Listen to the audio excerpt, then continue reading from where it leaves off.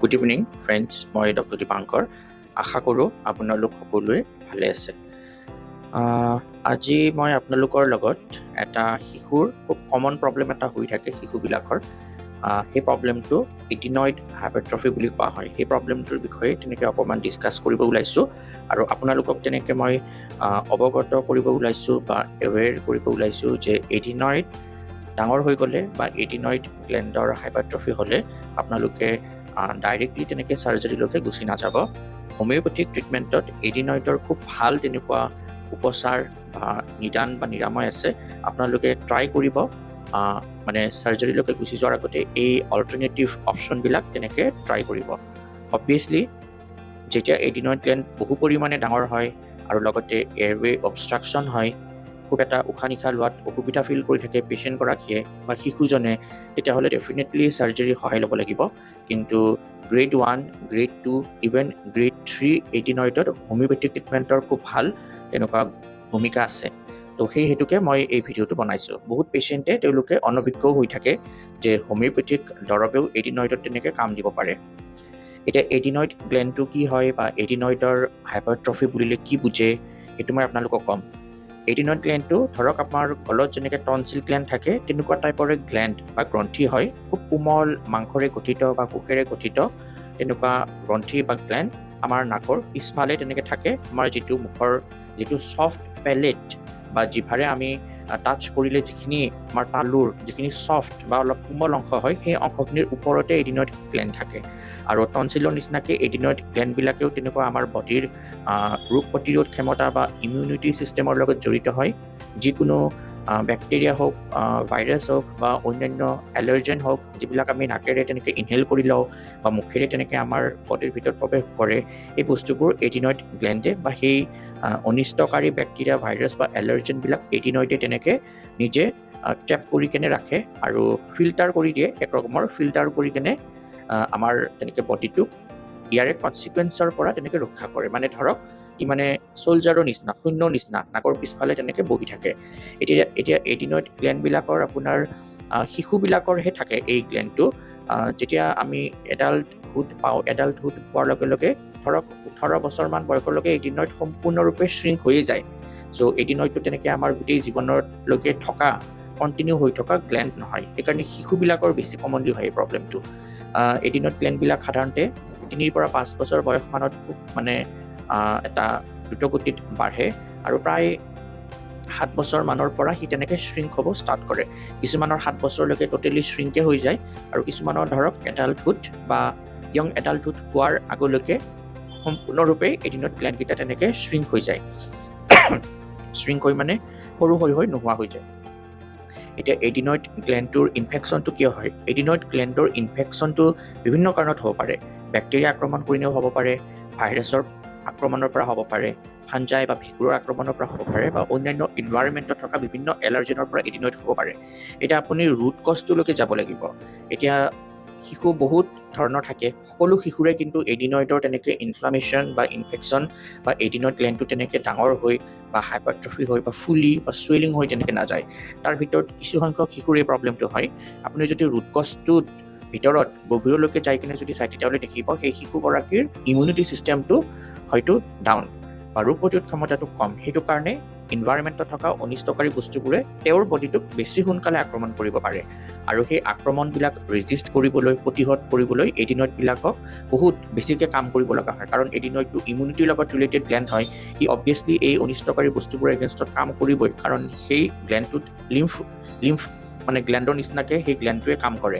মানে তাত লিম্ফোচাইটছবিলাক থাকে, যিবিলাক মানে কোষ বা চেল বা যিবিলাক মানে ব্লাডৰ যিবিলাক ৰক্তকণিকা আমাৰ ইমিউনিটিৰ লগত জড়িত, আমাৰ বডিটোক প্ৰটেক্ট কৰাৰ লগত জড়িত বা বডিটোক তেনেকৈ প্ৰটেক্ট কৰি কিনে বাহিৰৰ বস্তুবোৰৰ লগত ফাইট কৰাৰ লগত জড়িত, সেই হোৱাইট ব্লাড চেল বা লিম্ফোচাইটছ বা শ্বেত ৰক্তকণিকাবিলাকৰ জৰিয়তেই এই গ্লেণ্ডটো গঠিত হয়। তো সেইটো কাৰণে খুব সঘনাই এই গ্লেণ্ডটো তেনেকৈ ধৰক বাহিৰা বস্তুবিলাকক প্ৰতিহত কৰিবলৈ ই যেতিয়া বাৰে বাৰে ইনফ্লামেশ্যন বা ইনফেকশ্যন হৈ থাকে, তেতিয়া লাহে লাহে ই তেনেকৈ ডাঙৰ হৈ যায়।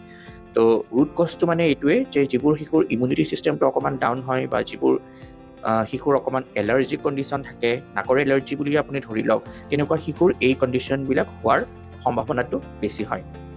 এতিয়া এডিনয়েড গ্লেণ্ডবিলাকৰ হ'লে এডিনয়েড গ্লেণ্ডবিলাকৰ ইনফেকশ্যন হ'লে হাইপাৰট্ৰফি হ'লে বা ইনফ্লামেশ্যন হ'লে কোনবিলাক লক্ষণ থাকে সচৰাচৰ আমাৰ ক্লিনিকত যিবোৰ পেচেণ্টে শিশুবিলাকক লৈ আহে তেওঁলোকৰ কমপ্লেইনবিলাকৰ ভিতৰত বেছিকেলি তেওঁলোকৰ নাকটো বন্ধ হৈ থাকে নাকেদি তেওঁলোকে ভালকৈ বতাহটো পাছ হৈ কিনে উশাহটো ভালকৈ ল'ব নোৱাৰে সেইকাৰণে তেওঁলোকে মাউথ ব্ৰিথিং কৰিব লগা হয় মুখেদি উশাহ ল'ব লগা হয় আৰু মুখেদি উশাহ লৈ থকাৰ কাৰণে তেওঁলোকৰ মুখৰ গোন্ধ এইবিলাক প্ৰব্লেমে দেখা দিয়ে লগতে খুব চিভিয়াৰ এডিনয়েডৰ মানে কমপ্লেইন থাকিলে তেওঁলোকৰ মুখেদি উশাহ লৈ থকাৰ কাৰণে তেওঁলোকৰ ডেণ্টেল প্ৰব্লেম কিছুমানো আহে আৰু দাঁতৰ শ্বেপবিলাক তেনেকৈ বিকৃত হৈ যায় তেনেকুৱা টাইপৰ চিমটমবিলাক আহে খুব কাণৰ ইনফেকশ্যন হৈ থকাৰ লক্ষণবিলাক লগত থাকিব পাৰে কাণৰ তেওঁলোকৰ ইনফেকশ্যন হৈ থাকে আৰু কেতিয়াবা তেওঁলোকৰ টোপনিৰ সময়ত স্নোৰিং হয় বা কেতিয়াবা তেওঁলোকৰ টোপনিৰ সময়তে উশাহটো বন্ধ হৈ যোৱা বা অবষ্ট্ৰাকটিভ শ্লিপ এপনিয়া এনেকুৱা টাইপৰ লক্ষণবিলাক তেনেকৈ দেখা দিয়ে এডিনয়েডৰ এই কণ্ডিশ্যনছবিলাকৰ মানে ঘাই বা ৰুট কজটোৱে হৈছে ইমিউনিটি চেণ্ট্ৰিক বা ইমিউনিটিৰ লগত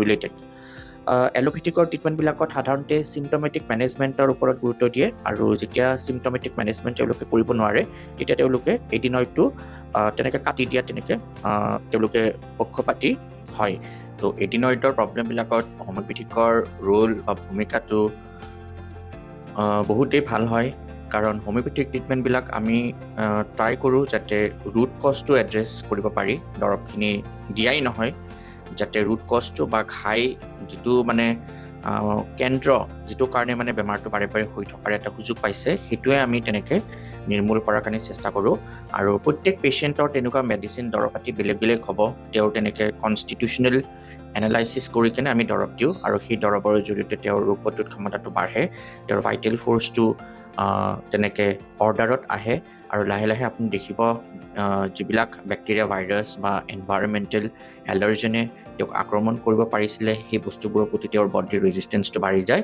আৰু এডিনয়েডটো মানে ফ্ৰী হৈ যায় এডিনয়েডটোৰ বাৰে বাৰে ইনফেকশ্যন হৈ থকাৰ টেণ্ডেঞ্চিবিলাক তেনেকৈ কমি যায় ইনফ্লামেশ্যন হৈ থকাৰ টেণ্ডেঞ্চিবিলাক কমি যায় আৰু লাহে লাহে দেখিব এডিনয়েডটো তেনেকৈ শ্ৰিংক হৈ সি নৰ্মেল পৰ্যায়লৈকে বা নৰ্মেল বা স্বাভাৱিক চাইজলৈকে ঘূৰি আহিছে আৰু এনেও এডিনয়েডটো এটা লাইফ টাইমলৈকে থকা প্ৰব্লেম নহয় এটা সময়ত যাই কিনে এনেও এডিনয়েড গ্লেণ্ডকেইটা তেনেকৈ শ্ৰিংক হৈ যায় আৰু পিছত যাই কিনে এই প্ৰব্লেমটোৰ পৰা শিশুজনে তেনেকৈ একো অসুবিধা তেনেকৈ নাপায় কমনলি আমি যিবিলাক হোমিঅ'পেথিক মেডিচিনছ ব্যৱহাৰ কৰোঁ সেইবিলাকৰ ভিতৰত খুব মানে ইম্পৰ্টেণ্ট মেডিচিনছ হৈছে কেলকেৰিয়া কাৰ্বনিকাম কেলকেৰিয়া আয়োডাম টিউবাৰকুলিনাম আগ্ৰাফিছ নুডেন্স চাম্বুকাছ নাইট্ৰাছ এইবিলাকে টপ মোষ্ট মেডিচিন আহে মই এনেকুৱা এডিনয়েডৰ পেচেণ্ট পাইছোঁ আমাৰ অপিডিত আহে শিশুবিলাকৰ ENT প্ৰব্লেমৰ ভিতৰত টনচিলৰ লগতে এডিনয়েডো অন্যতম হয় তো এডিনয়েডৰ তেনেকৈ মই ট্ৰিটমেণ্টো দিছোঁ তাৰ ভিতৰত বহুত পেচেণ্টে ভাল পাইছে তেওঁলোকে আৰোগ্য হৈছে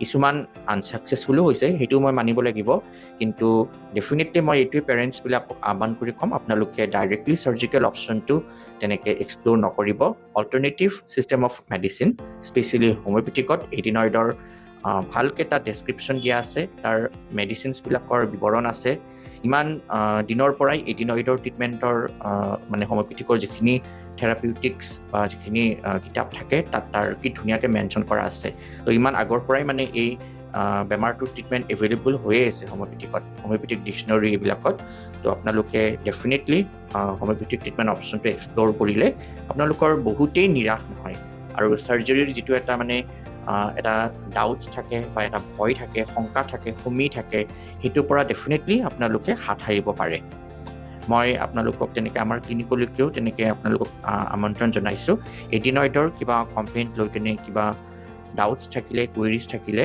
আপোনালোকে শিশুজন লৈ কিনে আমাৰ ক্লিনিকত দিয়া ফোন নম্বৰত ফোন কৰি কিনে আহিব আমি এটা টেইলৰ মেড ট্ৰিটমেণ্ট এটা আপোনাক দিম আপোনাৰ শিশুজনক দিম আৰু সেই শিশুজনে ডেফিনেটলি অভাৰকাম কৰিব পাৰিব এই চিটুৱেশ্যনটোৰ পৰা তো আজিলৈ আহিছোঁ নমস্কাৰ ভালে থাকিব